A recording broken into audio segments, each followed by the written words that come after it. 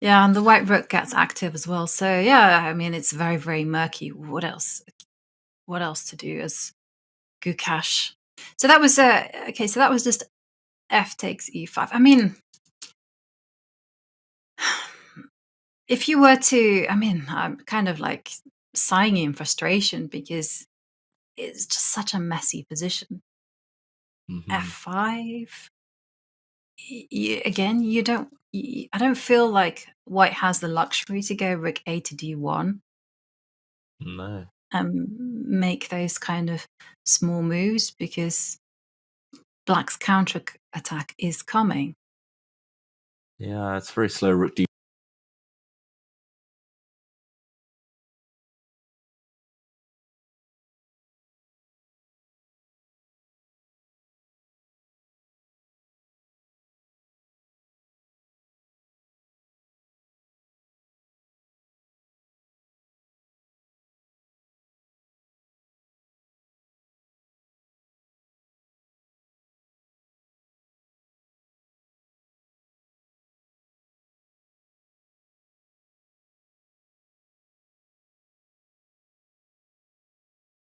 All. But he plays 93, which is what I expected.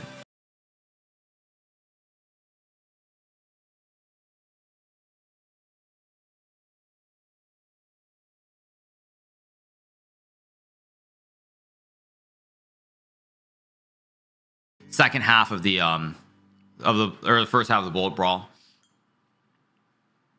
My prediction: Tata still will be number 2.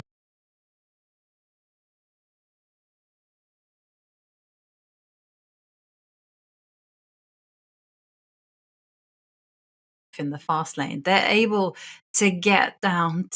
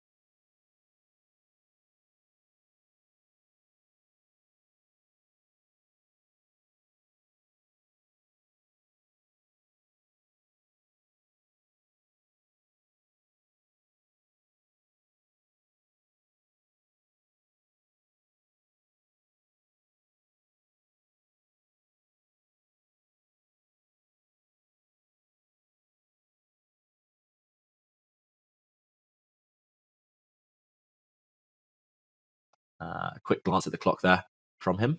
That's Frederick Svana in the background in the challenge from the challenger section, watching the games. But yeah, this is really kind of messy position. But he was the one who chose this mess, so he has to justify it, Gukash. And Ivanka, maybe we let him mull over proceedings right now. Yes, let's let him do that and go back to our beloved bird's eye view and see what developments have occurred in the other games. Where should we go to? Maybe we should revisit some of the games we haven't looked at in a while. Mm-hmm. I think Jordan Van Forest is, at least according to the evaluation one, doing very well against Fedoseev. He's sacrificed a pawn in great style, and something actually very similar to a concept you mentioned, Ivanka. It's not just any old pawn he sacrificed. He's unleashed the snake Benoni bishop that we were... well, I'm not sure whether we were mocking that bishop a while ago, but we were certainly discussing that bishop. And look at the two white bishops. Yes, he's a pawn down. He's down a pawn on the queen side, Van Forest, but he threw that pawn away in order to just maximize this bishop's potential. And the two black knights don't look great. Fedoseev, it looks like he's playing Fischer random chess. We know he's great at freestyle. He won the qualifier there, and we'll see him in Weissen House next month. But these pieces just forgot to wake up, and Okay, what's the killer blow though? White's position is aesthetically pleasing, but you need a plan, right? Yeah, you do need a breakthrough. So, yeah, king to g7, last move played. So you always have to ask yourself, are there any possibilities now because of that move? I don't see any as of yet. Although there is an awful lot of pressure against the e6 point. Mm-hmm. So the first move that I would be calculating or have at my list would be bishop takes d8 and then make the trades on e6 just to recover the pawn. But if I were feeling more ambitious, I would be just so tempted to go f4. I just want to. I just want to blast things open with f5. This is where my natural instincts, which perhaps are a mistake in this particular game, let's go. Yeah, I love it. F4 is also the first move on my radar, and I'm not an attacking player by nature, Jovanka. So yeah, I mean, it just feels like bishop takes d8, unless there's a clean kind of path to victory or winning some endgame, then it feels like it might be selling White's advantage a bit short. Let's jump in and check out your f4, because firstly, I want to see the eval bar, which doesn't drop at all.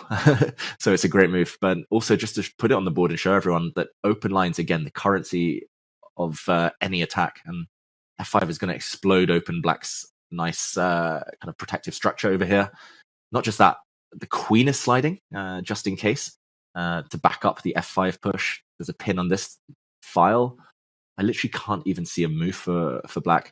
Knight to c6 maybe is the only move I would kind of be concerned about if I were Van Forest. But at the very minimum, you just step back and you say, okay, like now I'm next move going to try and cash in if I can. Now the black knight is no longer developing or defending even. It's fellow knight on e6. Oh, this is And so there's ugly. a bind going on. There's a complete bind. You can't move that knight away. I mean, you want the king back on g8 so you can go knight to g7 or yeah. Black is like totally immobilized here, just barely able to make any moves. This is a model game from Van Forest, actually. And he is a very kind of dynamic player. He seems inspired when he plays in Vaikanze Jovanka, having won there a few years back now. Yeah. He was actually saying in a podcast with Dirk Jan that for him it's very important to begin well. He rarely recovers from a bad start. Like last year, he started with 2 losses and he just couldn't get over that. And he was also talking about how he wanted to shake things up, do something different. He was reminiscing about when he won in 2021, the Tata Steel. He was taking ice cold showers. And everything was working well for him. You know, he was staying in a different hotel. He got on great with his second Max Varmadam. And with these ice cold showers, he felt like the worst part of the day was over. But he said, sadly, he didn't continue that practice of cold showers. And yeah, but a lot of doors were opened because of that victory. You know, he said as a result of that, you know, he got invited to work with Magnus Carlsen, be a second for Magnus's match against Jan Nepomniachtchi. There were tournaments, and suddenly he became popular in Holland overnight. So it means a lot to him, and he's now in Vijk alongside his brother. His brother is working as his second. Wow, nice intel there. Shout out to Lucas Van Forest, another very strong grandmaster. And yeah, great chess playing family, of course. His great grandfather, I believe, was a very strong chess player. His great uncle was also very strong. So yeah, his younger sister, also a great player playing for her country. I believe he's based in Valencia these days, Jordan, as he aims to kind of make that next step in his career. But I mean, one piece that hasn't made the next step is the white light square bishop, which stepped back, retreating. The clock situation isn't on his side either, Jordan, so maybe just getting a bit nervous as he knows his position is so good. At least for me, I think that's one of the hardest things in chess, when you know you have so many good moves. It's like choosing between them can feel a bit overwhelming. But okay, he's sitting on his advantage. It's not disappearing anytime soon. And I think for anyone at home, this is a great example of the bishop pair, how they can really dominate and kind of cut across the board.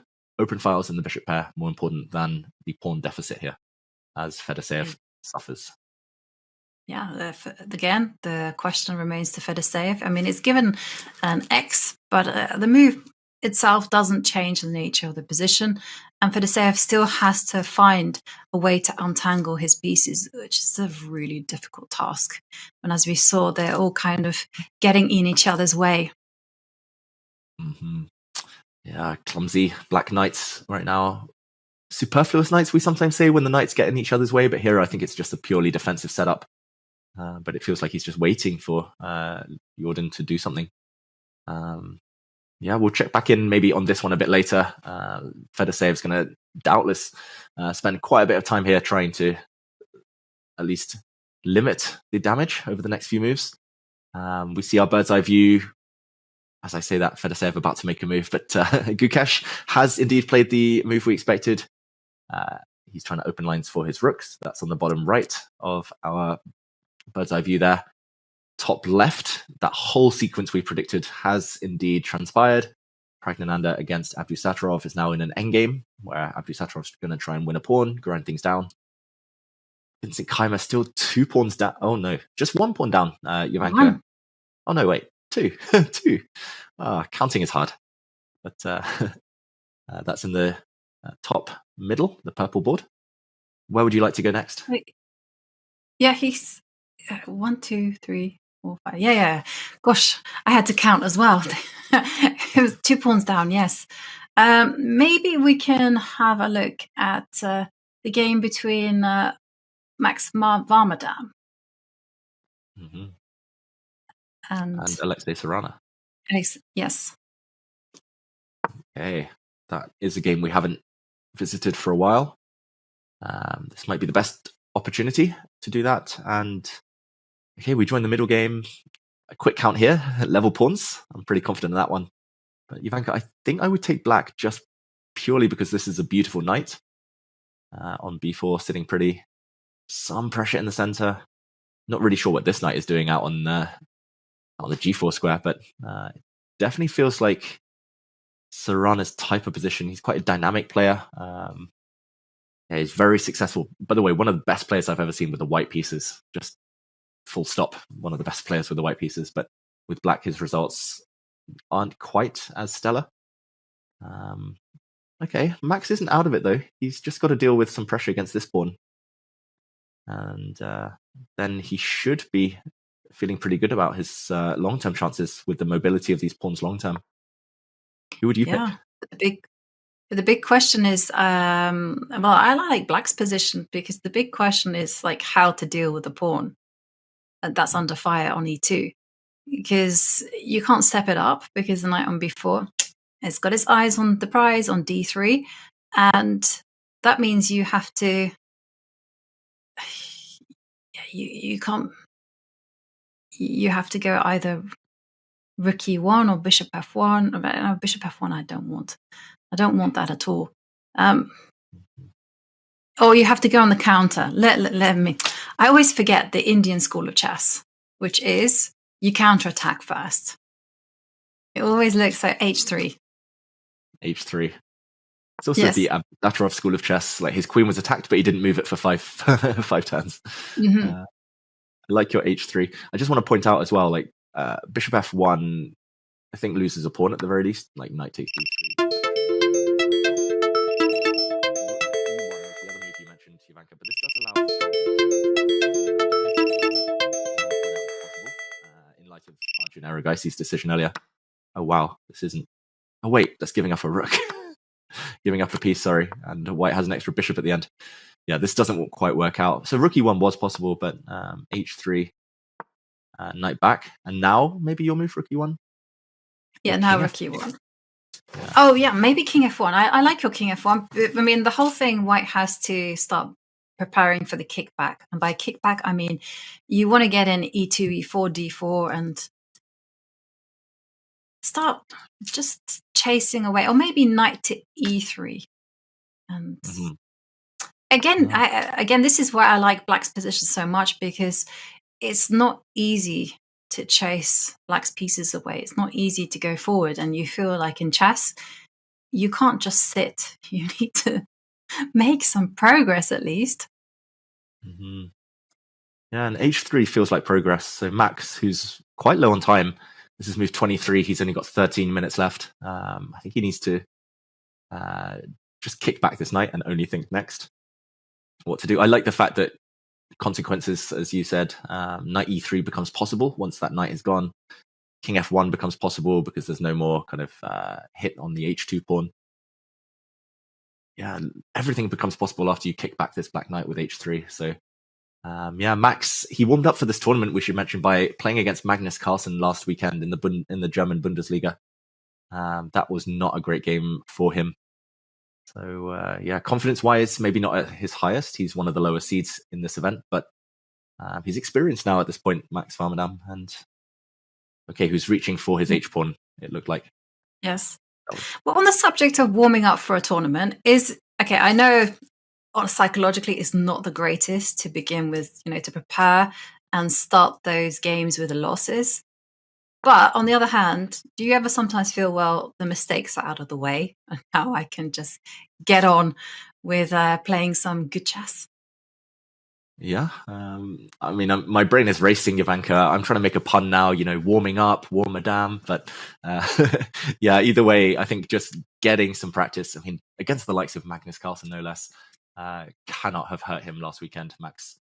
And hopefully the Dutch air, the fact he's playing on a home turf, inspires him as well, as it has done some of his compatriots in recent years. Well, we will certainly see in the next few moments whether he inspired by playing on home ground. But we are going to go on a short break before time trouble hits. So don't go anywhere. When we come back, law.